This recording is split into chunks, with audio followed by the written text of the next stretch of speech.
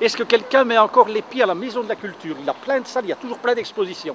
Plus personne n'ose mettre les pieds là à la Maison de la Culture parce que c'est devenu à la rigueur élitiste ou en tout cas très caché. Et le théâtre amateur, mais je ne vais pas nécessairement le voir, je ne le connais pas, je n'ai pas accès, je ne sais pas où ça se passe. Je ne sais pas ce que notre échevin de la culture, il y en aurait un semble-t-il, ou une, je ne sais même pas.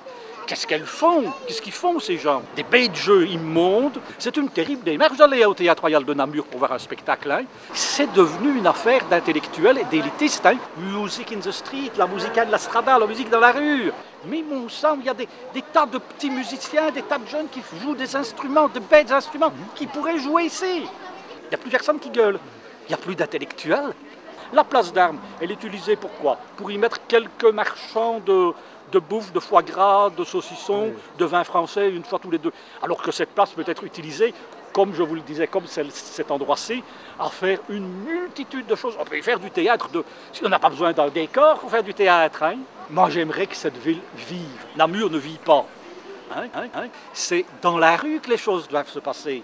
Prenez vers l'avenir, c'est la poubelle, c'est pas un journal, ça. Hein. Il y a une multitude de choses,